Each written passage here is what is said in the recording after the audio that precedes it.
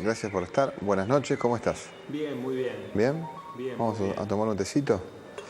Bueno, muchas gracias. Bien, ¿cómo estás? Bien. ¿Qué estás haciendo, Roberto, muy bien. de tu vida?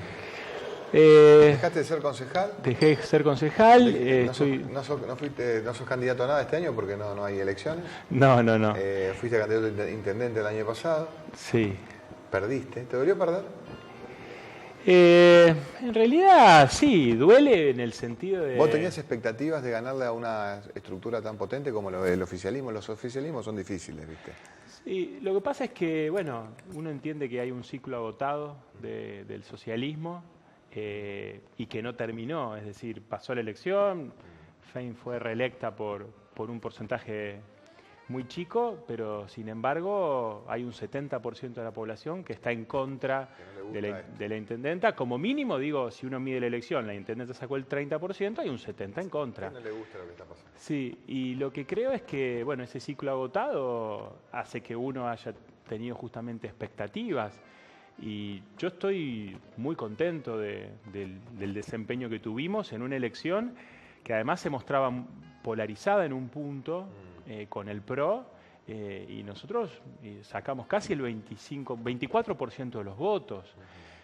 Hace mucho que el peronismo y que, digamos, todo lo que rodea a estas ideas no hace una elección como esta.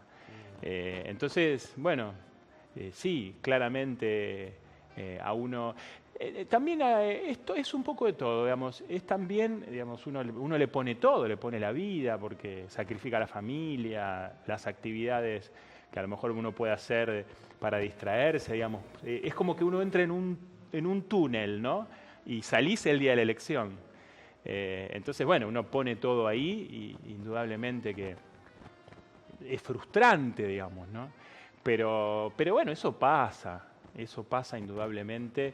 Y bueno, creo que a uno lo que le tiene que generar es que después la relación que sigue teniendo con la población en los distintos lugares donde uno se va encontrando, sea, yo digo, vine en colectivo, digamos, ¿no? No sé, digo, uno puede tomar colectivo, llegar a determinados lugares, cosas que no hace si tiene otros tiempos, cuando uno tiene un poco más de tiempo, se toma el colectivo, camina, va para acá, va para allá. ¿Estás más flaco? Sí. Estás más flaco, Sí, estás muy flaco. pero eso es por tener... ¿Estás haciendo mucho ejercicio? Yo siempre traté de hacer, lo que pasa es que tengo más tiempo.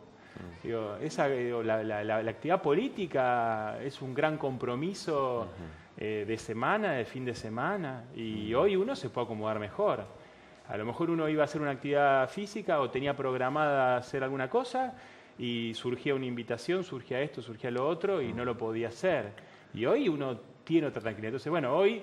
Digo, el hecho de toda esa adrenalina que uno pone en la actividad política, hoy yo sigo dando clases en la facultad, retomé nuevamente como corresponde mi tarea de abogado, estoy dirigiendo un centro universitario que es el CURI, que depende del UGR, que es donde trabajamos específicamente la temática de discapacidad. O sea, estoy haciendo cosas que me gustan mucho. Por ejemplo, estoy disfrutando mucho esta tarea de retomar el estudio, de dirigir este centro universitario donde trabajamos discapacidad. Es un tema que a mí siempre lo he trabajado y la verdad es que me pone muy contento hacerlo. Y además, sinceramente, después de 10 años de haber estado en la Cámara de Diputados de la Nación, en un lugar muy importante, 2 años muy intensos en ANSES, donde, digamos, generamos algo muy importante en ese momento. 4 años de concejal y después terminando con esa carrera, digamos, a la intendencia, a pagar. Y después de 10 años, es sumamente saludable. Te hago una pregunta personal. Me puedes mentir, ¿eh? Puedes mentir. ¿Tenés en tu casa alguna remera con el rostro de Néstor o Cristina Kirchner? No, remeras no. No, remeras no. Tengo unos pines. Unos pines. Sí, que compré una vez en una feria. ¿Cómo te va con ese vínculo? Que hoy inclusive es expuesto de otra manera a lo que fue antes del 10 de diciembre, ¿no? Es decir, no digo que hay cuestionamientos, hay cercanías y hay distancias, hay gente que se ha escapado de los lugares. Vos participabas intensamente en la defensa legislativa de los proyectos, del proyecto político de Néstor y Cristina Kirchner, que era trabajar intensamente al lado de Agustín Rossi en la Cámara de Diputados, en el momento donde en el país se discutían cosas muy profundas, inclusive los cambios de paradigmas, ¿no?, que había, ¿no? ¿Cómo te va con esa historia hoy, en donde todos los días nos enteramos, entre comillas, porque hay un sector muy grande de difusión pública, de que ese pasado tal vez haya sido de una manera, según los que cuentan hoy, distinta a como se ha vivido en aquel momento, ¿no? Sí, yo defiendo ideas. Sí. Yo vengo de una familia peronista y a mí cuando yo me empiezo a incursionar, digamos, quiero decir, a mí me tocó la escuela secundaria en Superior de Comercio y después en la Facultad de Derecho, en la Universidad Pública, me tocó todo el menemismo. Y yo venía de una familia peronista y una familia donde mi papá era abogado de obreros, era abogado de trabajadores. Por lo tanto, para nosotros Menem era un traidor a las banderas del peronismo, digamos. Hizo todo lo contrario de lo que había hecho Perón. Entonces, yo tardé en encontrar, digamos, alguien que defendiera las ideas en las cuales yo creía, y cuando aparece Néstor, por fin viene alguien a representar eso que yo quería que alguien represente. Y lo hizo Néstor primero, lo hizo Cristina después, y esas ideas, para mí, valen la pena seguir defendiéndolas. Entonces, yo defendí gestiones, yo defendí en la Cámara de Diputados, estando en el bloque del Frente para la Victoria como asesor, 2 años en ANSES, defendiendo todas políticas de inclusión social, y lo mismo hice como concejal y lo mismo hice en mi campaña de intendente. Quiero decir, yo creo en las ideas que pienso y las defiendo con muchísima pasión.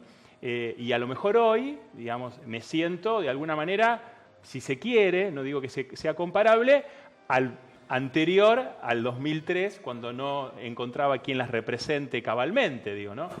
En el poder no tengo quien las represente, porque claramente hoy hay un proyecto político que es opuesto al proyecto político que tuvo Néstor y Cristina. Entonces, digo, a ver, cualquiera que me conozca y que sabe cuál es mi accionar en la vida y en la política, sabe que yo detesto la corrupción y la he denunciado.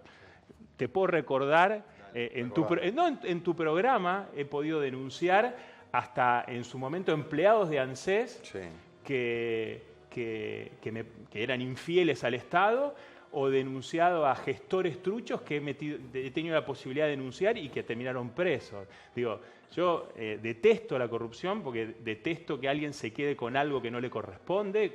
¿Y cómo vivís internamente este proceso en donde el Club de la Obra Pública, la Cámara Argentina de la Construcción, Lázaro Báez, Cristóbal López, algunos personeros vinculados a la estructura política que encabezaba Julio De Vido, estén investigados e involucrados en hechos de corrupción, como la propia presidenta, que en algún momento seguramente alguna situación podría tocarle, ¿no? Hablamos de Cristina Kirchner. Sí. ¿Cómo lo vivís vos eso? A mí me parece una buena frase que utilizó Héctor Recalde, que es una persona al cual yo respeto mucho, y que además es un ejemplo de la no corrupción, cuando gracias a una denuncia que él hizo junto con su hijo Maniero Recalde, se terminó en la Argentina el proceso de los tickets canasta, digamos, porque lo habían querido sobornar. Sí. Digo, eso, digamos, quiero decir, fue un gobierno donde claramente hubo corruptos y donde claramente no es el único gobierno en el cual hubo corruptos, hay corruptos en distintos gobiernos. El tema es si uno es consciente de eso y si uno sabe que esas cosas suceden, las tiene que denunciar. Entonces, la verdad es que yo no puedo decir que, si yo hubiese sabido determinadas cuestiones de corrupción, como en algún caso he denunciado a nivel municipal siendo concejal, lo he denunciado. Y si hubiese tenido noticias, información, datos de otras cuestiones, lo hubiese hecho. Quiero decir, si vos me preguntás, bueno, Néstor y Cristina sabían de estas cosas, y la verdad que yo no sé si sabían o no sabían. Yo, sinceramente, digo, a ver, que Cristina Kirchner, ¿no? Porque no quiero hablar ni de Néstor, que ya está muerto. Digo, que Cristina Kirchner forme parte, digamos, de una estructura de corrupción que ella conduzca, yo no lo puedo creer. O sea, a mí me parece que eso es impensado, digamos. Que haya tenido funcionarios corruptos. Ahora, la verdad, que el Estado tenga un sistema de funcionamiento donde lo irregular, por decirlo elegantemente, sea parte, no es inverosímil. Es decir, cualquier Estado, municipal, provincial, local, en cualquier pueblo, donde hay un sistema para el proveedor del Estado, para el que hace trabajos para el Estado, el que hace, entre comillas, negocio para el Estado, en el medio hay un lenguaje de mucha desprolijidad, ¿no? Las comisiones, quién te entrega el trabajo, cómo lograr renovar ese ser el proveedor, la recaudación para las campañas y demás, más allá de la conducción política nacional, ¿no? Vos que sos abogado, que te has dedicado mucho a estos temas, ¿es posible pensar en un Estado que administre sin corrupción, cualquiera sea el color de su partido o su bandera que flamee, ¿no? No, lo que hay que hacer es generar las estructuras para que no haya una corrupción estructural. Lo que también tenemos, que señalar es que nosotros, como sociedad, somos una sociedad que es muy permeable a la corrupción, sí, ciertamente al intolerante. Incumplimiento de la ley, y que... hay una cuestión cultural en cada uno de nosotros. Claro, es decir, para mí, corrupción no es solamente el recibir dinero. Corrupción es no tomar la decisión correcta, o sea, hacer lo correcto por otras razones que pueden ser quizás hasta por miedo. Un juez, cuando resuelve coaccionado porque tiene miedo, porque está amenazado, porque esto, por lo otro, aunque no reciba dinero, al no resolver lo que es correcto, es una forma de corrupción. Es decir, el no hacer algo que corresponde hacer también es una forma de corrupción. No es solamente el entregar o llevarte vos una suma de dinero. Entonces, lo que está mal es la corrupción estructural y forma parte de nuestra sociedad, que debe ser, obviamente, modificado, porque también, sinceramente, es lo que pasa cuando uno hace las cosas bien. Y eso a mí lo que me ha pasado con la función pública, hasta con el hecho de ir creciendo, de ser padre, es esta cuestión de dar el ejemplo, ¿no?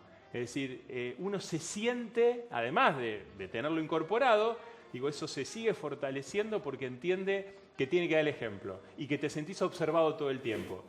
Eso, que está bien para cualquier ciudadano, en la función pública es fabuloso.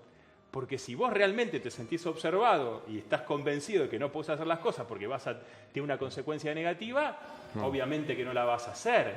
Porque, yo no puedo decirte ni siquiera cuando fui concejal que vino alguien a decirme que vote de determinada manera porque yo me beneficiaba de determinada manera. Nunca me sucedió. ¿Sabes por qué creo que nunca me sucedió? Porque los que van a corromper ya saben a quién corromper. ¿Y pasa eso en el Consejo?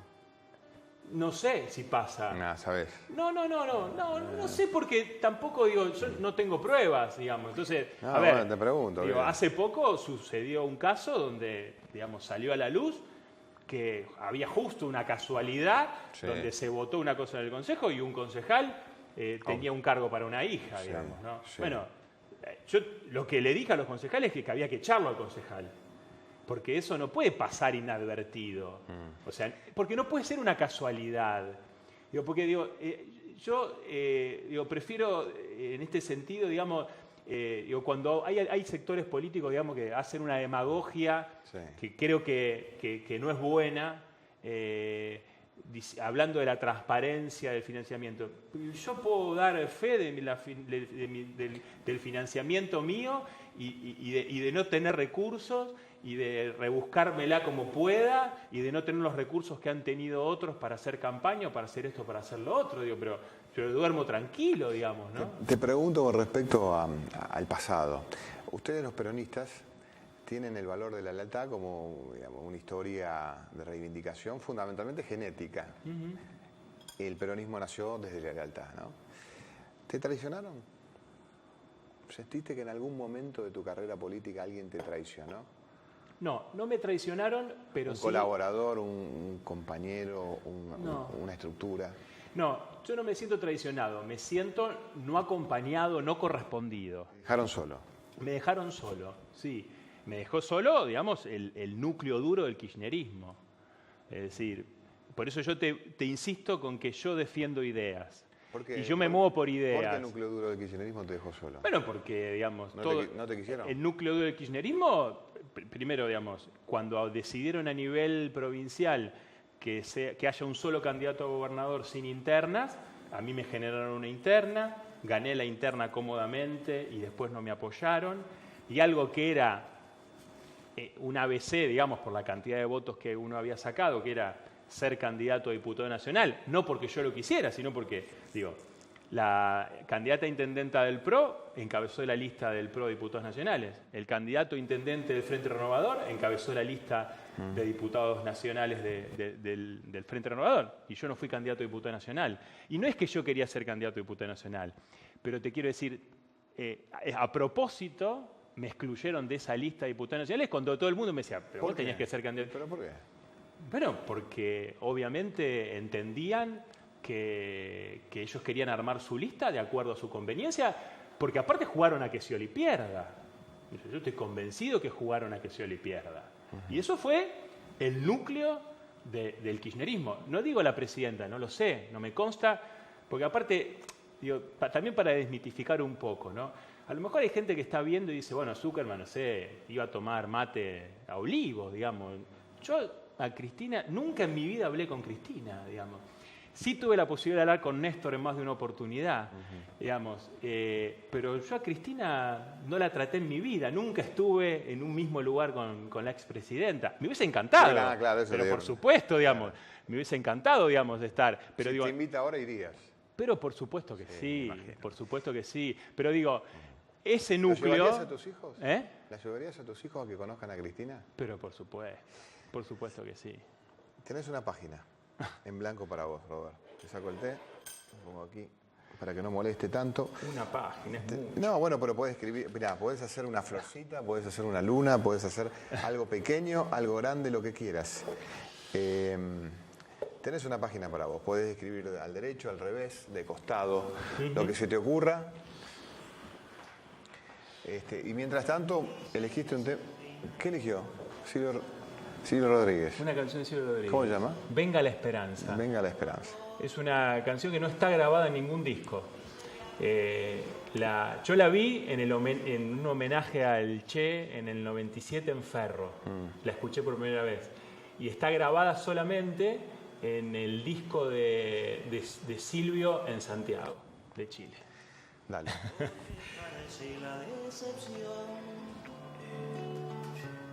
Fue una noche larga que el tiempo despeja mientras suena en mi memoria esta canción. Venga la esperanza, venga sola a mí, lárguese la escarcha, huele el colibrí, hínchese la vela, ruja el motor, que sin esperanza, ¿dónde va el amor? Venga la esperanza, venga sola a mí, lárguese la escarcha, huele el colibrí, hínchese la vela, ruja el motor, que sin esperanza, ¿dónde va el amor?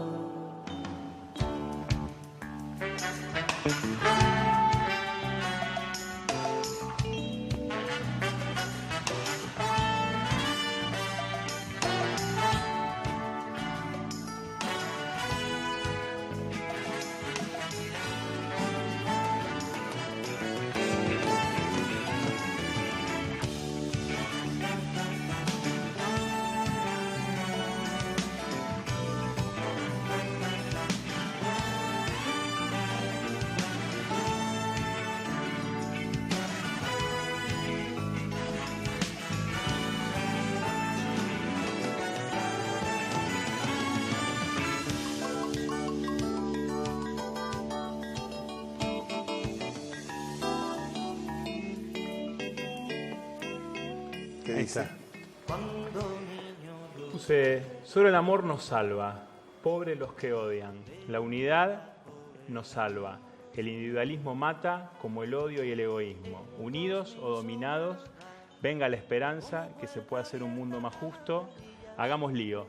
Gracias, Robert, de Hagamos Robert. lío, hagamos lío como el Papa. Sí, como el Papa. ¿Te hiciste católico? No, no Muy me hice bien, católico. muy bien. Soy un judío agnóstico, pero... Tentado por el Papa. Pero el Papa Francisco Está pidiendo tu paz. es un Papa nacional y popular. Bien. Gracias, Robert. A vos. Te quiero mucho. Igualmente. Venga la esperanza.